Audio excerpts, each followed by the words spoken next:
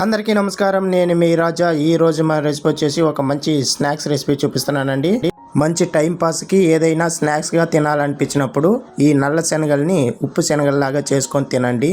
ఇవి బయటికి పోయి కొనాల్సిన అవసరం లేదు. హెల్తీగా ఇంట్లోనే ఈజీగా చేసుకోవచ్చు. చాలా త్వరగా అయిపోతాయి.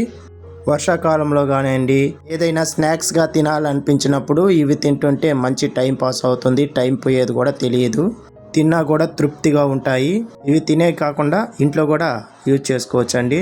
ఎలా చేయాలో పూర్తి వీడియో చూడండి. రెండు వీడియోలోకి వెళ్దాం. ముందుగా ఒక కప్పు దాకా నల్ల శనగలు తీసుకోండి. మీరు ఏ బ్రాండ్ అయినా తీసుకోవచ్చు. తీసుకున్న వీటిని ఇంకో బౌల్లోకి మార్చుకుందాము. వీటిని చాలా అంటే చాలా ఈజీగా ఉప్పు శనగల్లాగా చేసుకోవచ్చు. అచ్చం బయట ఎలా దొరుకుతుందో అదే విధంగా మనం ఇంట్లోనే ఈజీగా చేసుకోవచ్చు. ఎక్కడ స్కిప్ చేయకుండా పూర్తి వీడియో చూడండి. అప్పుడే మీకు పర్ఫెక్ట్గా వస్తుంది. ఇప్పుడు ఇందులోకి 1 టీ స్పూన్ దాకా ఆయిల్ వేసుకోండి. ఆయిల్ వచ్చేసి ఆప్షనల్ అండి. మీరు ఇష్టం ఉంటే వేసుకోండి, లేదంటే అలాగైనా చేసుకోవచ్చు. ఆయిల్ వేయటం వల్ల కొంచెం క్రిస్పీగా బాగుంటాయి, టేస్ట్ కూడా. ఈ లోపల మీకు ఒక చిన్న రిక్వెస్ట్ అండి. ఎవరైతే నా ఛానల్ కొత్తగా చూస్తుంటున్నారో సబ్స్క్రైబ్ చేసుకొని బెల్ ఐకాన్ ఆన్ చేసి పెట్టుకోండి. నేను పెట్టే ప్రతి వీడియో మీకు ఈ నోటిఫికేషన్ ద్వారా చాలా ఈజీగా వస్తుంది. మీరు ఈజీగా చూసుకొని చేసుకొని తినొచ్చు. వీలైతే మీ ఫ్యామిలీ మెంబర్స్కి, ఫ్రెండ్స్కి షేర్ చేయండి. ఇలాగే సపోర్ట్ చేయండి. ఇలా అంతా కలుపుకున్న తర్వాత స్టవ్ మీద ఒక కడాయి పెట్టుకోండి. కడాయి వచ్చేసి కొంచెం లావుగా మందంగా ఉండాలండి. అప్పుడే చేసేదానికి బాగుంటుంది. అందులోకి ఒక 1/2 కేజీ దాకా ఉప్పు వేసుకోండి. నేను ఇక్కడ టాటా సాల్ట్ ఉప్పు వేసుకుంటున్నాను, ఎందుకంటే ఇది చాలా లూజ్గా పర్ఫెక్ట్గా ఉంటుంది కలిపేటప్పుడు. ఇప్పుడు ఇదంతా హై ఫ్లేమ్ మీద కొంచెం ఫ్రీ హీట్ చేసుకోవాలండి. బాగా వేడయ్యేంత వరకు ఫ్రై చేసుకోవాలి. మీరు లోకల్ బ్రాండ్ ఉప్పు వేసుకున్నారంటే కొంచెం ముద్దగా ఫ్రీగా ఉండదు.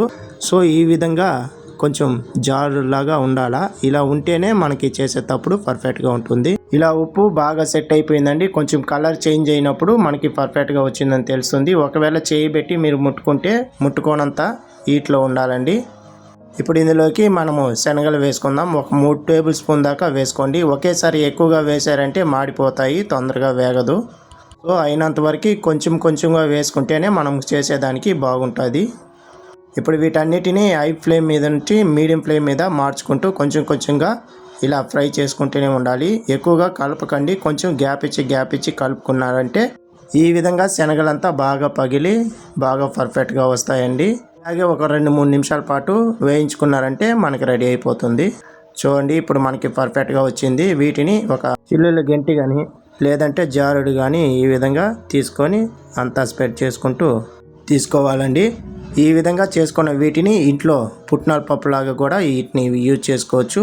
ఒకవేళ పుట్నాల పప్పులాగా యూజ్ చేసుకోవాలంటే వంటకి మీరు ఆయిల్ అంతా వేయాల్సిన అవసరం లేదు. డైరెక్ట్గా అలాగే వేసి వేయించుకోవచ్చు. చూశారు కదా, నల్ల శనగల్ని ఉప్పు శనగల్లాగా ఎలా చేయాలో చూపించాను.